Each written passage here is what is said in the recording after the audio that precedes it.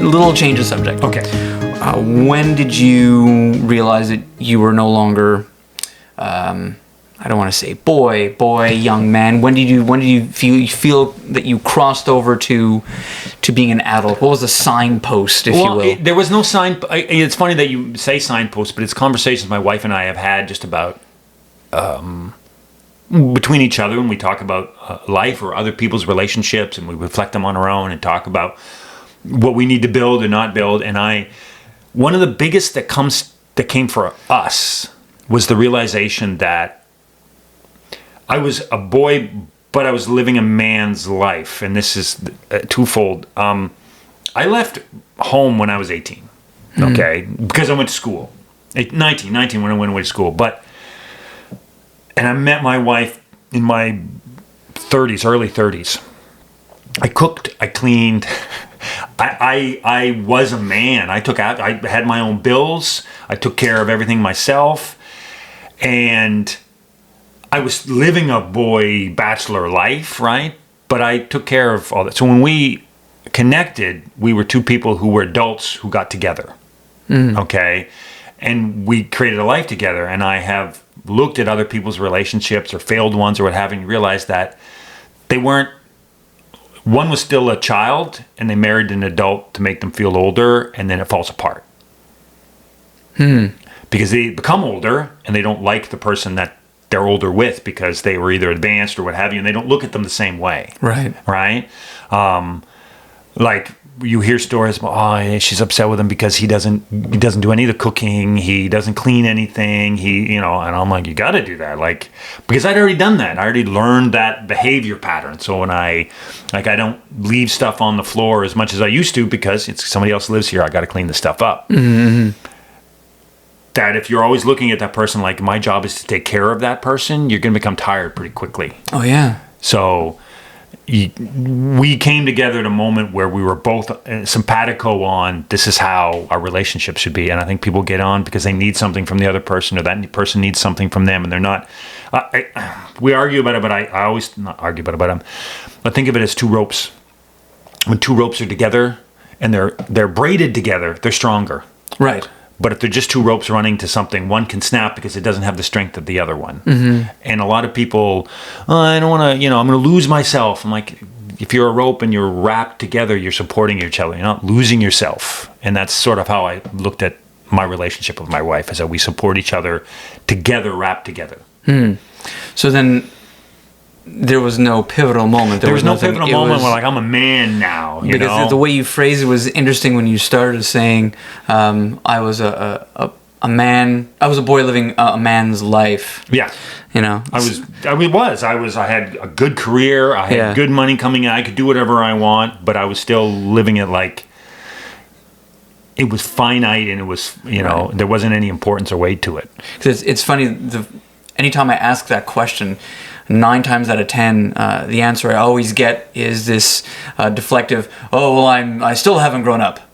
That's all cute and funny, but I know, and it wasn't just when kids were there, but I took that moment of, like, when you're having children, you have to, and maybe that's why I avoided for a long time, because I knew I wasn't ready and I wasn't with someone who was going to kick my butt or strengthen me or what have you. And when I did, I was like, okay, yeah, this is like, I have to be in another state. When we talked earlier about having friends and blowing steam off and like coming together, she and I have never stopped each other from doing that. I'm like, I'm going out to go and see, my buddy for a drinks. We're going to go, and okay.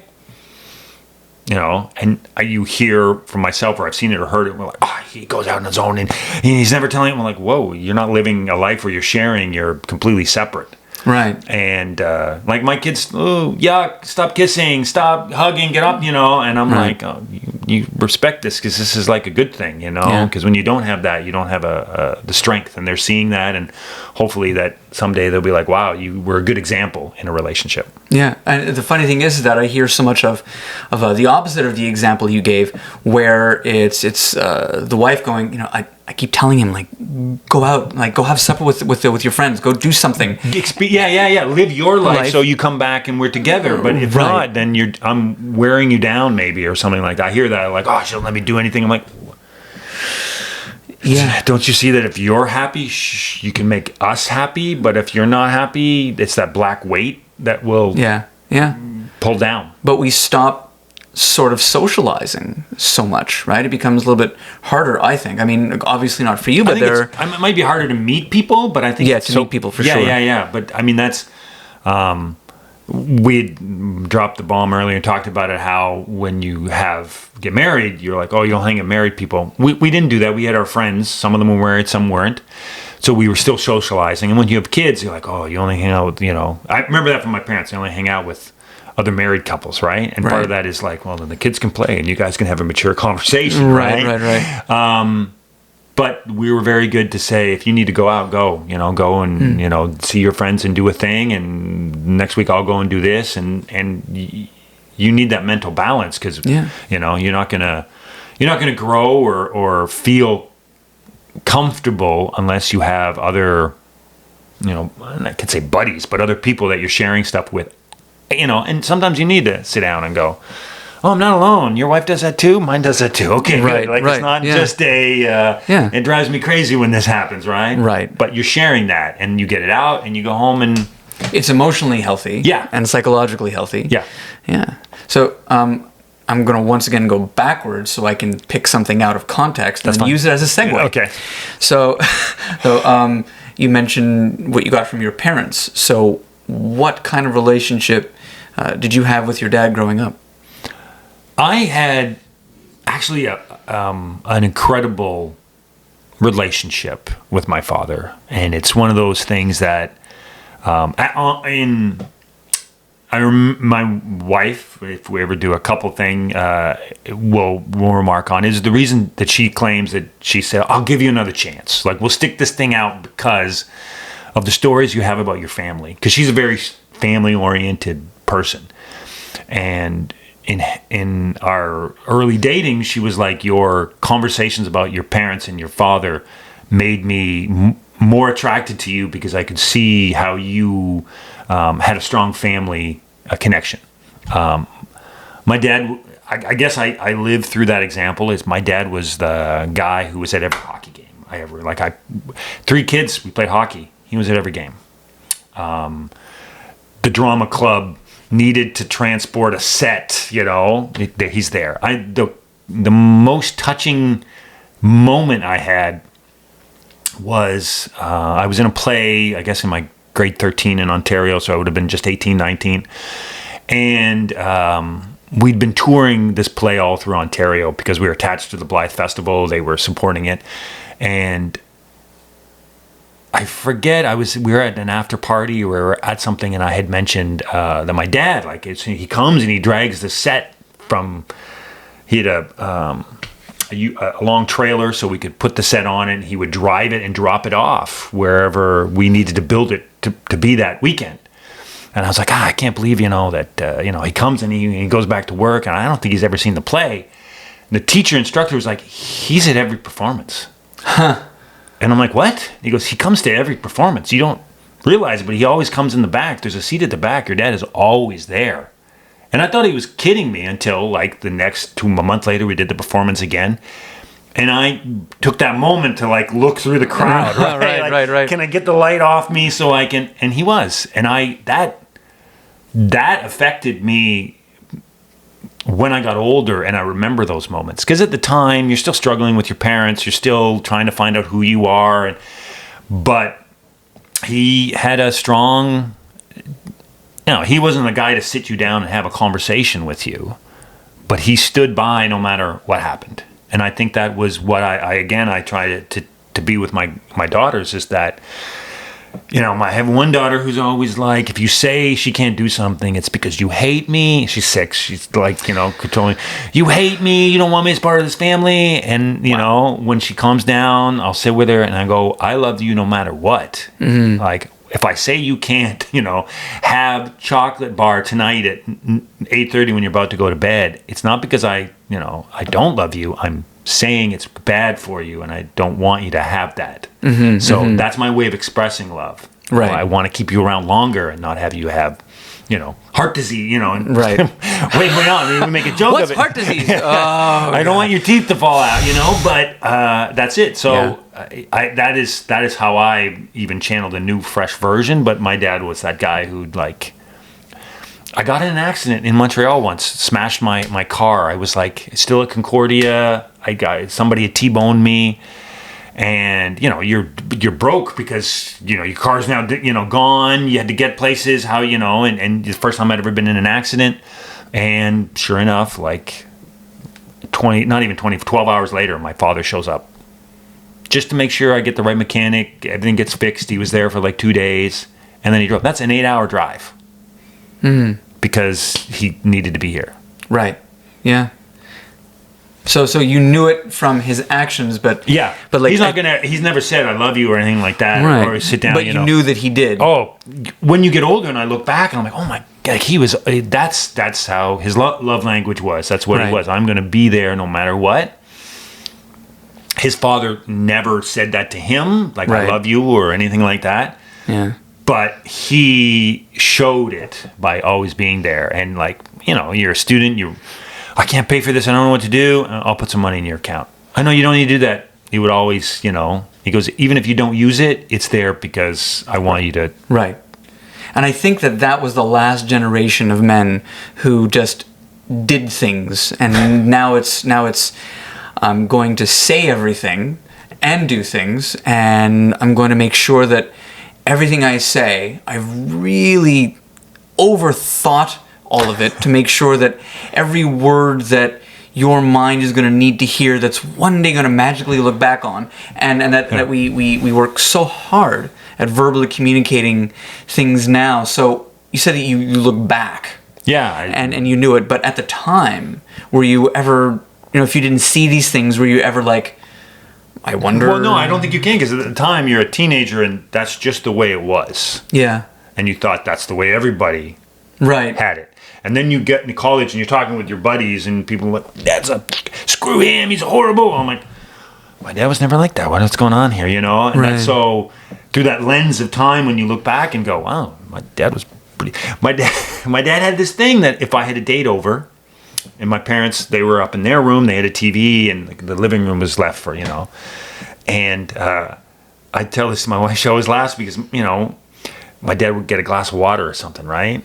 And he would... the first thing you'd hear was the door slam, and then the big hallway light would come on, and then 10, 15 minutes later, he'd start coming down the stairs, right? It was like a warning signal. And slowly, Yeah, right? exactly. With noise. That's it. Yeah. And I was like, okay, wow, there's no I'm going to come downstairs and interrupt everybody, none of that. He was really and then once I took a girlfriend home, I think I was just getting my learner's permit, and I drove her home, and he had to be there for the driver. And then I got out, walked in the door, and I walked back, and Dad, he had a book.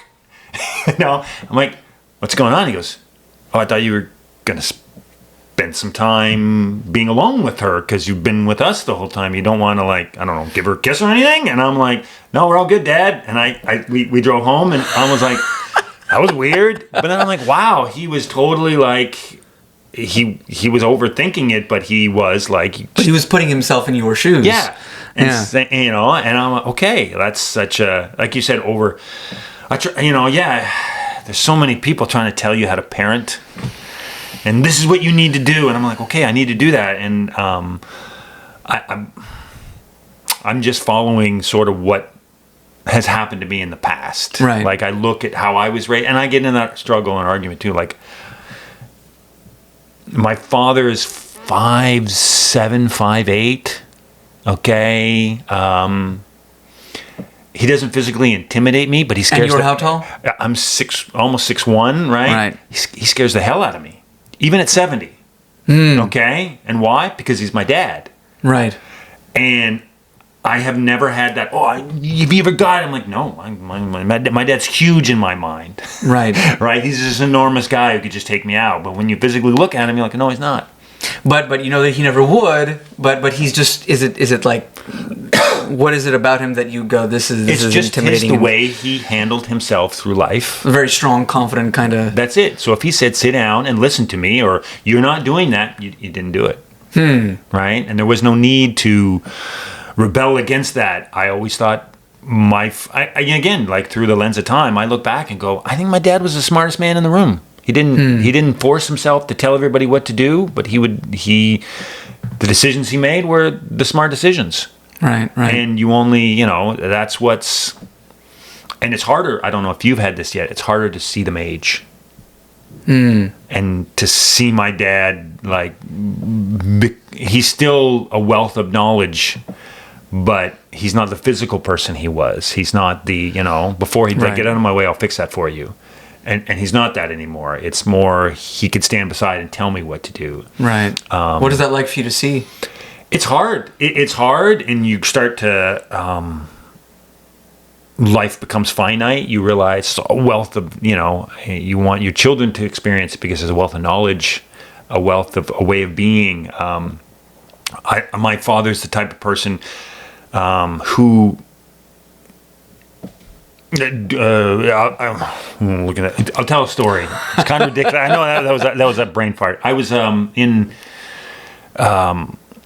in university. I was coming home from Kingston, and I was driving a pickup truck, and I was running out of gas. I'd left later than I was supposed to, and this was like 1990, 1991, and the bank machines are, less and less. But at that time, you couldn't, I had to go to one bank that might have the thing on your card that you could get money out of. Right? I remember that, yes. Yeah, okay. So I have $50 in my bank account, because I'm going home and we work for the weekend. I get a paycheck when I get home because I worked the weekend before, and running out of gas. And I pull into a small gas station on the edge of Stratford, and I still had like 20 kilometers to go. I know I'm going to run out of gas. Wasn't even, I think, it was on before Stratford. So it seemed like a deserted place where no one would know. I stop in, and I said, look, the bank machine doesn't have, I can't get money out of that bank machine. I know in Kingston, all the bank machines where I can go, and I said, look, but I have a check. And the owner was like, we don't take checks. Right.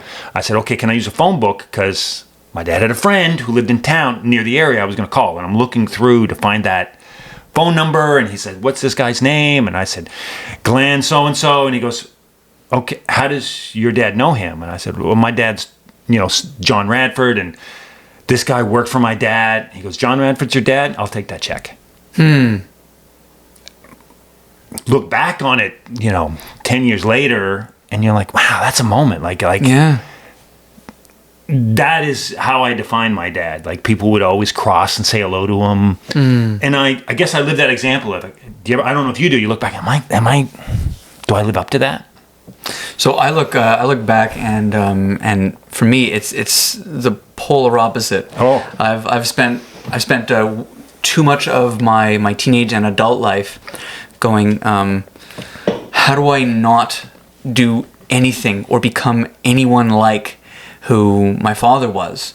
And I found that I'd spent so much time building myself away from it that I spent so much time losing the opportunity to build who I then wanted to be, and missed what I really was, through most of my life, because my dad was a horrible example for a father and as a man, as a human being, and it took me until really just the last couple of years of my life where I've been able to sit down and not forgive, but feel bad for the person that he was, and the fact that he had a whole life to live, and regardless of what happened to him and that made him who he was, and the choices that he made throughout his whole life as a man and as a father, but that I had to go, how incredibly sad that this was this life, and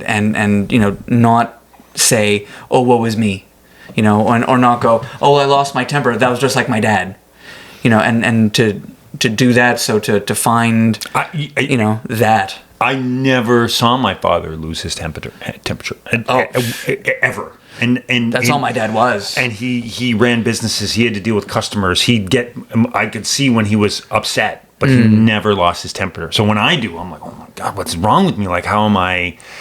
But that relationship was something my father had with his father.